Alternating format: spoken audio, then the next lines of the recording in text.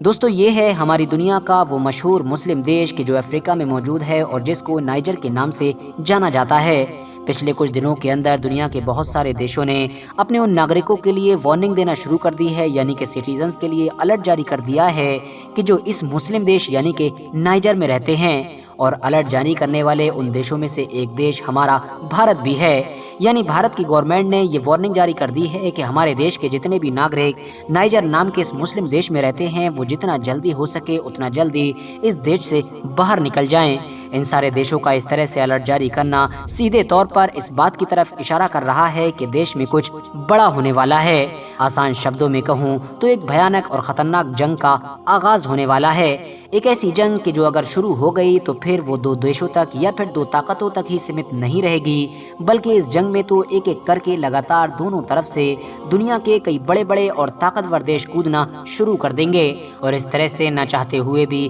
یہ وار ایک world war میں یعنی کہ وشو یدھ میں بدل جائے گی۔ مگر اب سوال یہی ہے کہ آخر نائجر میں یہ سب کچھ ہو کیوں رہا ہے؟ وہاں پر جنگ کے حالات کیوں بن رہے ہیں؟ افریقہ میں موجود اس چھوٹے سے مسلم دیش میں ایسی کیا خاص بات ہے کہ جس کی وجہ سے دنیا کی لگ بھگ سبھی بڑی طاقتیں اس میں انٹرسٹ لے رہی ہیں اور اس کے لیے کسی بھی حد تک جانے کے لیے تیار کھڑی ہیں؟ تو چلیے اپنے ان سارے ہی سوالوں کے جواب جاننے کی کوشش کرتے ہیں اور اس پورے مدعے کو سمجھنے کے لیے تھوڑا سا بیک گراؤنڈ میں چلتے ہیں۔ RH نیٹ ورک کی نالجبل فرینڈز، آپ کو یاد ہوگا کہ ابھی کچھ دن پہلے ہی میں نے اپنے چینل پر نائجر سے ریلیٹڈ ایک کمپلیٹ ویڈیو بنائی تھی جس میں نے آپ لوگوں کو بتایا تھا کہ کس طرح سے نائجر کی فوج نے وہاں پر حکومت کے خلاف تختہ پلٹ کر دیا ہے۔ نہ صرف حکومت کو گرا دیا ہے بلکہ دیش کو اپنے کنٹرول میں لے لیا ہے، ساتھ ہی ساتھ وہاں کی جو الیکٹڈ گورنمنٹ کے کچھ مین لیڈر تھے ان کو بھی قید کر لیا ہے۔ اب ظاہر ہے وہاں پر جو پہلے گورنمنٹ ہوا کرتی تھی وہ پرو فرانس اور پرو USA مانی جاتی تھی، یعنی یہ گورنمنٹ ہمیشہ ویسٹرن کنٹریز کے فیور میں رہا کرتی تھی،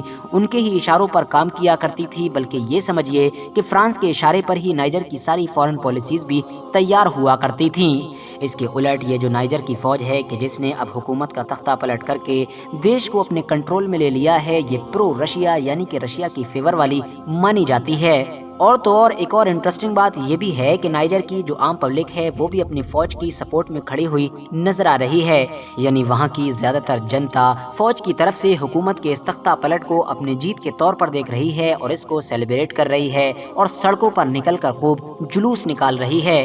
دنیا کے نظریے سے دیکھیں تو اس کو جہاں ایک طرف فرانس اور امریکہ کی ہار کے طور پر دیکھا جا رہا ہے تو وہیں دوسری طرف رشیا کی جیت کے طور پر دیکھا جا رہا ہے۔ اس کا صاف طور پر اثر اس وقت بھی دیکھنے کو ملا کہ جب تختہ پلٹ ہونے کے بعد عام پبلک سڑکوں پر نکل کر آئی تو نائجر کے ہاتھ میں رشیا کے جھنڈے بھی نظر آ رہے تھے۔ صاف طور پر وہاں کی پبلک شاید یہ میسج دینا چاہ رہی تھی کہ اس تختہ پلٹ میں نہ صرف ان لوگوں کی ہی جیت ہے بلکہ رشیا کی بھی جیت ہے۔ جب سے ہی تختہ پلٹ ہوا ہے تب سے ہی امریکہ پوری طرح سے نائجر پر نظر بنا کر رکھے ہوئے ہے، اور اسپیشلی فرانس تو غصے سے پاگل ہو گیا ہے۔ وہ اپنی پکڑ دوبارہ حاصل کرنے کے لیے کسی بھی حد تک جانے کے لیے تیار ہے۔ مگر دوستو اب آپ لوگوں کے دماغ میں یہی سوال آ رہا ہوگا کہ بھئی یہ دیش افریقہ میں موجود ہے اور ایک مسلم دیش ہے، اس میں رشیا، امریکہ اور فرانس جیسے دیشوں کا کیا لینا دینا ہے؟ تو چلیے اس چیز کو سمجھنے کے لیے تھوڑا اتہاس میں چلتے ہیں۔ دراصل دوستو ایک دور ہوا کرتا تھا کہ جب یورپ کی دو بڑی طاقتوں میں یعنی کہ فرانس اور برطانیہ میں اس بات کو لے کر بحث ہوا کرتی تھی کہ ہم میں سے کون دنیا کے زیادہ علاقے پر قبضہ کر لے۔ اسی دور میں ہی دونوں نے دنیا کے ایک بڑے بڑے علاقے پر قبضہ کر کے اس پر حکومت کرنا شروع کر دی تھی۔ جس دور میں ہم لوگ انگریزوں کے غلام ہوا کرتے تھے، یعنی ہمارے اوپر برٹش لوگوں کا راج ہوا کرتا تھا، اسی دور میں ہی نائجر اور اس کے آس پاس کے بہت سارے افریقن علاقوں پر فرانس کا راج ہوا کرتا تھا۔ فی الحال جب حکومتوں کا دور ختم ہوا اور سارے دیشوں نے آزادی حاصل کرنا شروع کی اور 1947 میں فائنلی ہم نے بھی برٹشر سے آزادی حاصل کی، تو اسی طرح سے ہی فرانس سے بھی نائجر کے لوگوں نے 1960 آتے آتے آزادی حاصل کر لی تھی۔ مگر فرق یہ تھا کہ 1947 میں آزادی حاصل کرنے کے بعد ہم لوگ تو پوری طرح سے آزاد ہو گئے تھے، کیونکہ ہمارے دیش کا خزانہ ہمارا تھا، ہمارے دیش کی زمین سے نکلنے والی تمام چیزیں ہماری تھی، ہم جیسا چاہتے اپنے دیش کو چلاتے اور اس کو آگے لے جاتے۔ مگر دوسری طرف نائجر کے لوگ 1960 میں فرانس سے آزادی حاصل کرنے کے بعد بھی آزاد نہیں ہو سکے۔ क्योंकि ज़ाहिरी तौर पर तो फ्रांस ने नाइजर को आज़ाद कर दिया था, वो वहाँ से चला भी गया था, मगर अंदरूनी तौर पर नाइजर बाद में भी हमेशा फ्रांस का ही गुलाम बना रहा।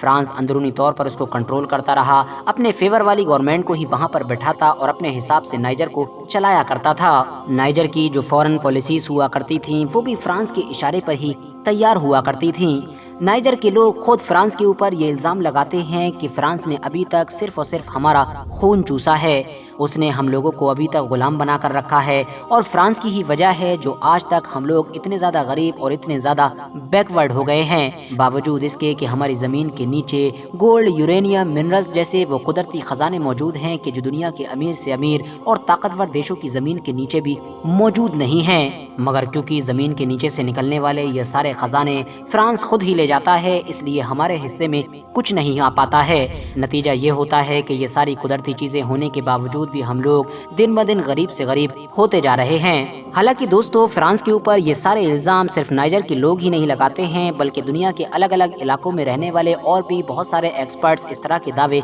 करते रहते हैं। उनके मुताबिक न सिर्फ नाइजर बल्कि अफ्रीका के इसी इलाके में जो और भी दूसरे देश मौजूद हैं, इन सभी की बर्बादी का और इन सब की गरीबी का जिम्मेदार सिर्फ और सिर्फ फ्रांस है, जो एक लंबे वक्त से इन सारे ही देशों को न सिर्फ अंदरूनी तौर पर कंट्रोल कर रहा है, बल्कि इन सारे ही देशों की ज़मीन से जो कुदरती खजाना निकलता है उसको भी लूट कर अपने साथ ले जाता है। नाइजर के लोगों के अंदर फ्रांस के खिलाफ ये भयानक गुस्सा तो एक लंबे वक्त से ही भरा हुआ था, मगर उनको कभी भी मौका नहीं मिला। ये सारा गुस्सा उस वक्त अचानक से ज्वालामुखी बनकर फूटा कि जब उन्होंने देखा कि उनके खुद के देश की ही जनता उनके साथ खड़ी हो चुकी है और उसने उस हुकूमत का तख्ता पलट कर दिया है कि जो दरअसल फ्रांस के इशारों पर चला करती थी। बस उसी वक्त वो लोग भी सड़कों पर निकल आए, अपनी जीत का जश्न मनाने लगे और ऐलान करने लगे कि बस अब और नहीं, हमको पूरी आज़ादी चाहिए, देश की हर चीज़ हमारी है और हम बाहरी ताकत को किसी भी चीज़ पर कब्जा नहीं करने देंगे। मगर दूसरी तरफ फ्रांस भी नाइजर को इतनी आसानी के साथ कैसे छोड़ सकता है?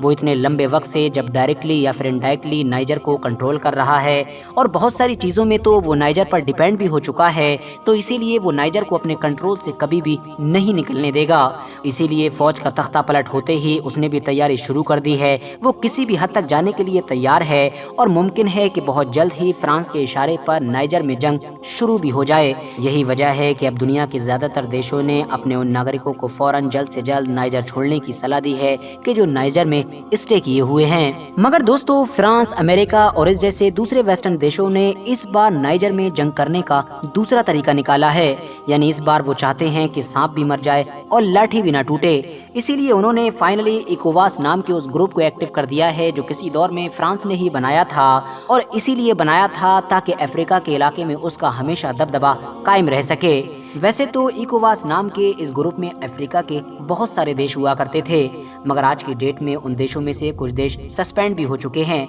आप लोग मैप में देख सकते हैं कि जो देश डार्क ग्रीन नजर आ रहे हैं वो दरअसल ऐसे देश हैं कि जो अभी भी इस ग्रुप का हिस्सा हैं, जबकि जो लाइट ग्रीन हैं वो देश हैं कि जो वक्त के साथ सस्पेंड कर दिए गए हैं। और जाहिर है सस्पेंड भी वही देश हुए हैं कि जिनमें फौजी बगावत हुई थी और उन हुकूमतों का तख्ता पलट हो चुका है कि जो फ्रांस के इशारे पर काम किया करती थीं। ऐसे देशों की लिस्ट में नाइजर के साथ साथ बर्किना फासो और माली जैसे देश भी शामिल हैं। अब जाहिर है फ्रांस ऑलरेडी इकोवास को ये इशारा दे चुका है कि तुम जल्द से जल्द नाइजर पर अटैक करो और उस हुकूमत को वापस लेकर आओ कि जिसका तख्ता पलट किया गया है। इसीलिए इकोवास ने भी खुले तौर पर इस चीज़ का ऐलान कर दिया है कि वो ज़रूर नाइजर के मैटर में इंटरफेयर करेंगे और यहाँ पर फौज से कार्रवाई करेंगे। और इस तरह से फ्रांस और अमेरिका जैसे देश अपने हाथों को बगैर खून से रंगे और अपनी फौज को बगैर इस इलाके में भेजकर अपना मकसद पूरा करवाना चाहते हैं। यानी वो चाहते हैं कि ये आपस में ही लड़ें और किसी तरह से उन सारे इलाकों को वापस हमारे कंट्रोल में ला कर दें कि जो किसी दौर में हमारे ही कंट्रोल में